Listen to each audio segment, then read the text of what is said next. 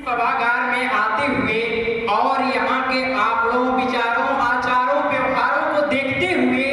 मेरे हृदय पे जो कुछ पंक्तियां निकली वो कुछ इस कदर है कि सीने में आग लगाकर जमाने को जिसने रोशनी दी, कि सीने में आग लगाकर जमाने को जिसने रोशनी दी, उस दिया तले भी अंधेरा है, किसी ने खबर तक ना ली। जिसने रचा संसार को क्या देश चलाना भूल गई, कि जिसने रचा संसार को क्या देश चलाना भूल गई, अधिकार कभी मांगा ही नहीं या षड्यंत्र रचाना भूल गई। नमस्कार, मैं प्रियंजन कुमार सदन की गरिमा को प्रणाम करते हुए इलाहाबाद विश्वविद्यालय में आज के विषय क्या भारत में महिलाओं को आरक्षण देने से वास्तविक समानता हासिल की जा सकती है, इस वास्तविक समानता के समक्ष लगे प्रश्न चिन्ह के पुरजोर समर्थन में और विषय के विपक्ष में खड़ा हूँ। आदरणीय मुख्य महोदया, जैसा कि हमारे भारत देश में इस अनंत आकाश के चिंता रहित ज्योतिमय प्रकाश पुंज की अनंत गरिमा लेते हुए भारत में जो तंत्र चल रहा है वह है लोकतंत्र, और इस लोकतंत्र की सबसे बड़ी खूबी यह होती है यदि लोकतंत्र में संविधान में जो वर्णित इक्वलिटी समानता है यदि उसको हासिल कर लिया जाए तब तो यह स्वर्ग का निर्माण करता है। परंतु यदि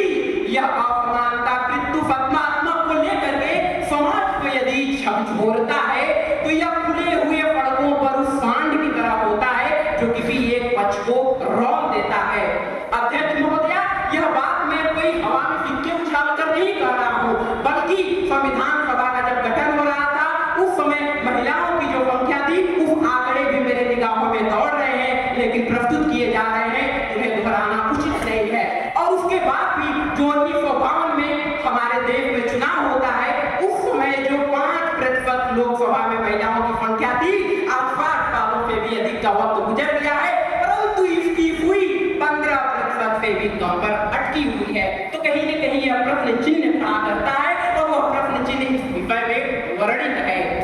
अध्यक्ष महोदया, आज जैसा कि इसके पिछले सदन में जो वक्ताओं ने अपनी बात रखी, मेरे प्रतिपक्षी साथियों के तथ्यों आंकड़ों को देख करके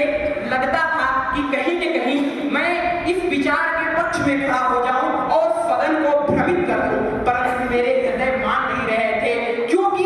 यह जो महिला आरक्षण अधिनियम है यह कहीं न कहीं लॉलीपॉप की तरह है। लॉलीपॉप की तरह यह इसलिए है क्योंकि